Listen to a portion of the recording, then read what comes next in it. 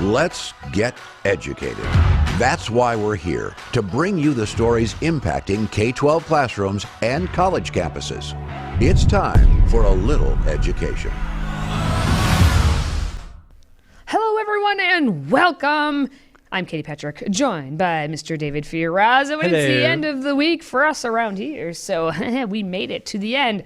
But just as a reminder, if you want to support the work of this show or any of our other programs, consider getting yourself a little bit of swag. Visit freedomproject.com/store. Get yourself a mug or a shirt, a hoodie, whatever you may need.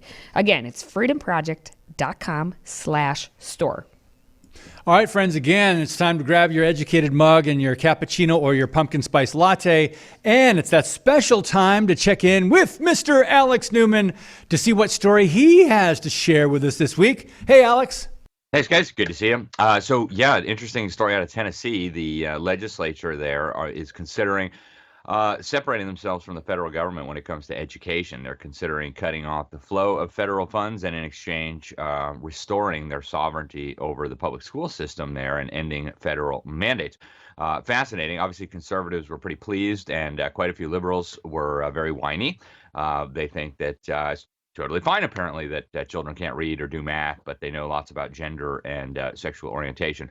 So this bill that was filed this week would create this panel, 11 members, and would make recommendations. I mean, it wouldn't have decision-making power, but it would make recommendations to the governor and to the state's leadership on how the public school system could wean itself off of federal dollars. And that would allow the state to basically do things the way it wants to when it comes to education. Obviously, like every other state, Tennessee gets some federal money each year for education. But of course, like with every other state, it comes with strings attached. They say, here, have some free money. And then, oh, by the way, you have to do this, that, and the other.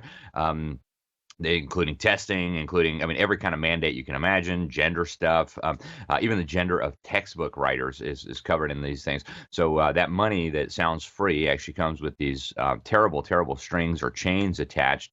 For most states, the federal funding for their education system is about 10% of their budget.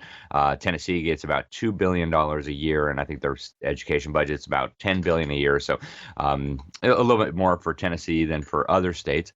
But this committee is in charge, this panel, task force, whatever you want to call it, would be in charge of figuring out how to cut that off and replace that with funds raised at the state level.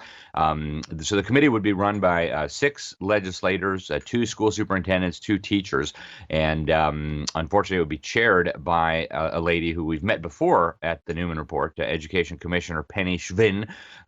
She's the totalitarian who thought the government needed to go to every single child in the state during COVID and check on them at home because, you can't trust children to be with their parents, right? The government needs to oversee its children, right? That's the kind of mindset that some of these people have. It's very troubling. The panel would be appointed by Governor Bill Lee, who's, from what I understand, something of a rhino, but, maybe less so than certain others. And then also House Speaker Sexton. And in addition to figuring out the feasibility of whether they could do this, they'd also be in charge of actually drawing up a plan for doing it, a concrete roadmap. And the House Speaker, Sexton, says basically we'll be able to educate the kids how Tennessee sees fit without what he described as federal government interference in the schools. He said, and I'm quoting here from him, he said, "We as a state can lead the nation once again in telling the federal government that they can keep their money and we'll just do things the Tennessee way." And that should start first and foremost with the Department of Education. Kudos, Speaker Sexton. That could be a model for other states as well. Now, spokesman for the governor and for Senate leadership also indicated that they were open to these ideas. Senator Randy McNally, who also runs the Senate and serves as lieutenant governor, blasted what he described as overly burdensome mandates from the federal government, especially on education. And his spokesman said he thought these discussions on ending federal funding and restoring Tennessee control over the schools were constructive, is the term he used.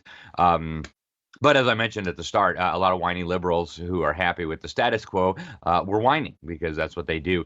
So you've got this guy, Senate Minority Leader Raumesh Akbari.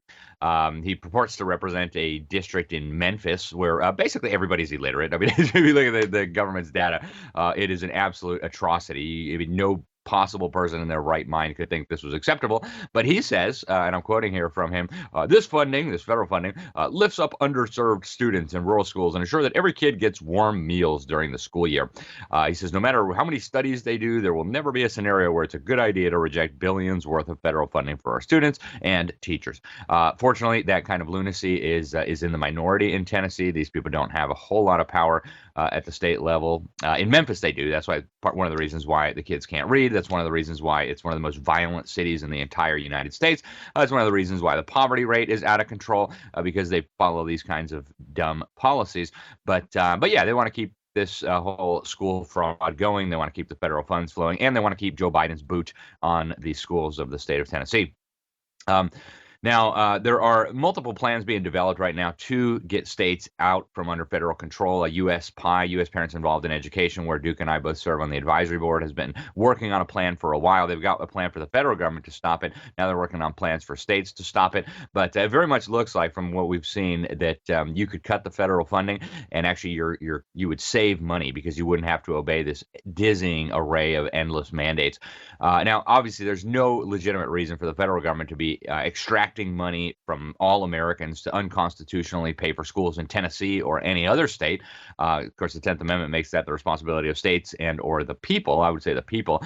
And so there's no reason for the states to be submitting to this. It's absolutely preposterous. Getting the federal government out of the public schools will be a really good start, in my opinion, on the road to eventually going further and getting government out of education, putting parents, churches, and local organizations back in charge of schooling. And who knows, maybe Tennessee can lead the way. Thanks, guys.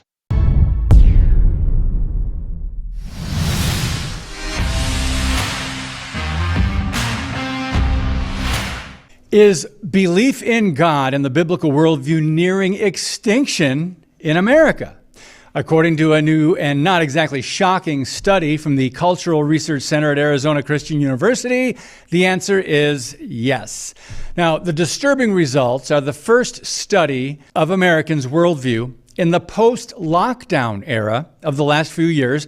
And according to the CRC, the biblical worldview has declined to a historic low of just 4%. It's no wonder our general decency, virtue, and morality as a nation is practically in the gutter. I'm David Fiorazo, and this is Christ and Culture.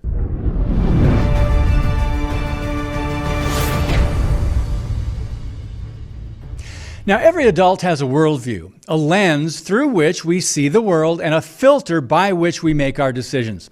I agree with researcher Dr. George Barna, who says people don't just accidentally or randomly go through life and then develop a biblical worldview. It takes committed, intentional, purposeful effort. For Christian parents today, this requires a non-negotiable decision and determination to teach, influence, and persuade your children to embrace biblical values and principles as the foundation for life, truth, and decision-making. Now, America's secular progressive culture, however, is taking generations of kids in the exact opposite direction. To the left, perhaps. In 2020, 69% of people fell into what the CRC calls the world citizen category. What this means is these folks might embrace a few biblical principles and may even believe in God and go to church, but their lifestyle doesn't reflect biblical teachings. They live contrary to Scripture, and most are not convicted to do otherwise. Now, just 2 years later, the majority, 82% of the population, falls into this group. Also, last year, researchers showed that 94% of young parents in America believed in a blending of multiple worldviews in which no single life philosophy is dominant, kind of like a smorgasbord. Now, this can be confusing and self-contradictory. The new study shows fewer people believe in the one true God, and George Barna said this: when you put the data in perspective, the biblical worldview is shuffling toward the edge of the cliff. As things stand today, biblical theism is much closer to extinction in America than it is to influencing the soul of the nation. End quote. Powerful words. 4% is the lowest it's been since Barna began measuring biblical worldview in the early 1990s. The obvious concern today is that young people have almost a non-existent godly influence in their lives. As a result, Americans are raising the most anti-Christian kids who are, quote, the most aggressive at rejecting biblical principles in our culture. One reason for this is, sadly, few Christian churches and schools are equipping and preparing young people to develop a biblical worldview. So, parents, establishing a biblical worldview in your kids falls on your shoulders. You should see it not just as a responsibility, but an honor to raise strong, virtuous Christian children at home. Now, modern culture leads today's shift away from God and the Bible, obviously, to a worldview that puts things like emotion, experience, and feelings over facts, and one-way tolerance over truth. Theologian John Ankerberg once said, "If the Bible is the inerrant Word of God, and if it authoritatively answers the fundamental questions of life, then who can logically be passive and ignore its teachings? If the Bible accurately tells us who God is, who we are, why we're here, and what happens when we die, is there a living soul anywhere who should fail to be impressed?" End quote. As opposed to every other belief system that leaves you with more questions, Christianity provides compelling answers to the questions of origin, meaning, morality, and destiny. So, when the majority of people are heading off the cliff, don't follow. God bless you, and keep speaking the truth about things that matter. Today's show is sponsored by our friends at MyPillow. Save up to 66% on pristine quality bedding, towels, slippers, signature pillows, and much more when you use the code EDUCATED. That's EDUCATED. Educated. Support this show and a great American company.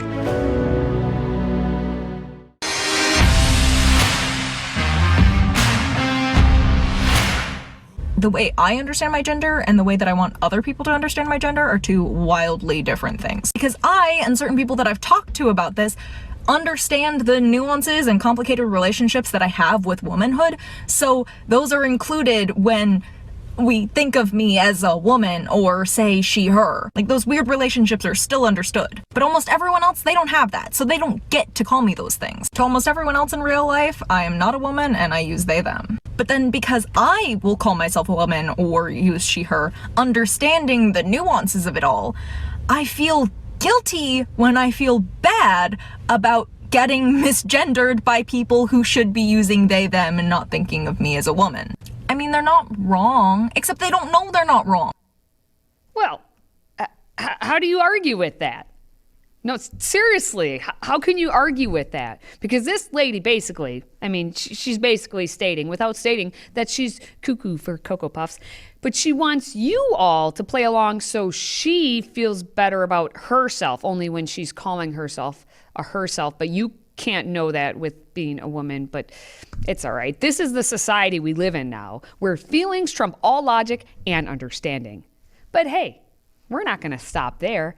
I say we head to the classroom to see what other stories are trending left. And of course, we know some of these crazy people are now becoming teachers and therefore forcing their bad nonsense on young, impressionable children who will then become the next voting generation. I give you Z, Zam, Zer.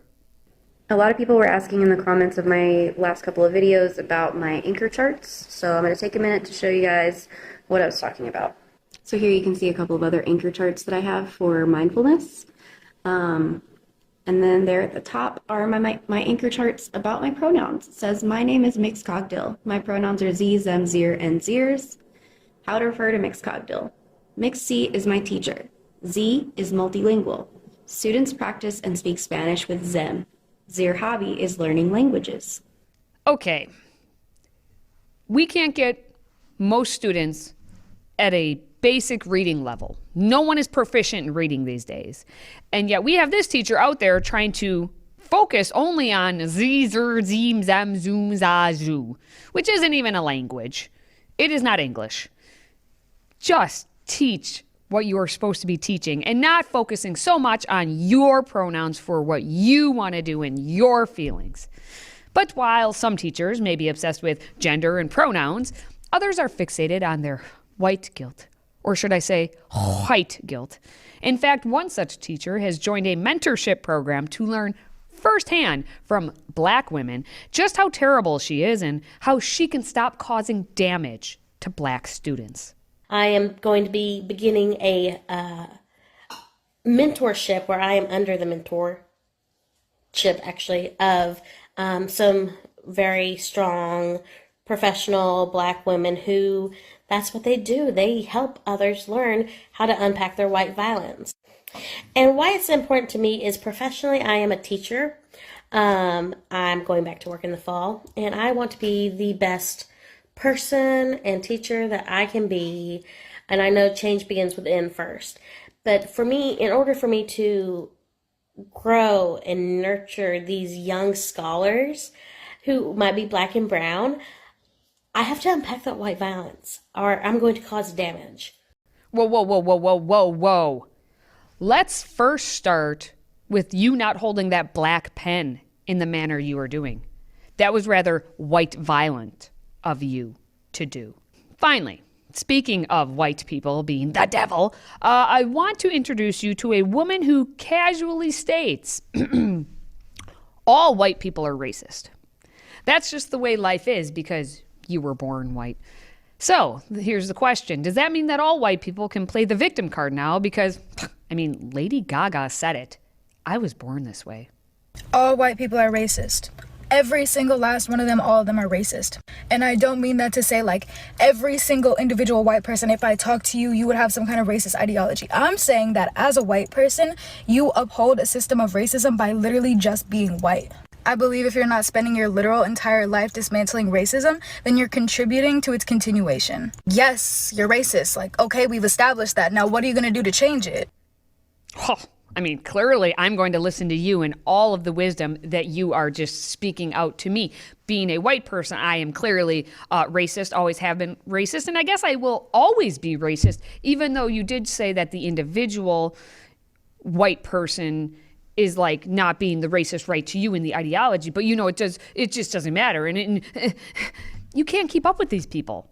They're just going to spout to the camera, much like I am doing right now. But at least I'm trying to be better for everyone, not just you white people who are racist. You're just bad, no matter what happens.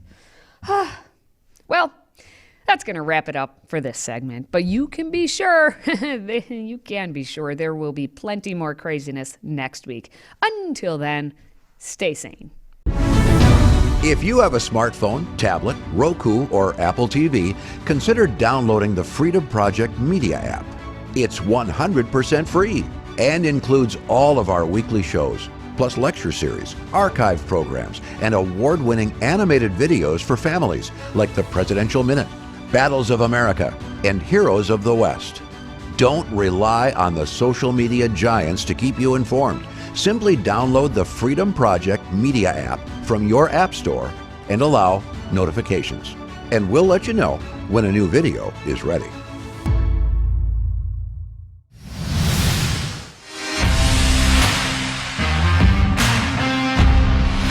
Well, this story has absolutely nothing to do with education, although I could argue it does. It does discuss a topic. It's near and dear to my heart and my feet. Crocs. You see, I love Crocs. In fact, I do wear them pretty much every day, and I live in Wisconsin, so it works. It's all right. Well, there is one woman in Canada, all the way up north there in Canada, who is trying to out-croc me with her massive collection that has the internets all aflutter. Rayanne, who also goes by Croc Queen, claims to have 159 pairs of the comfy, luscious shoes. And in a recent TikTok video, she displayed them for the internet to see. Let's check this out. I could have my Gucci on. I could wear my Louis Vuitton. But even with nothing on, bet I made you look. I made you look. Yeah, I look good in my Versace dress, but I'm caught up in my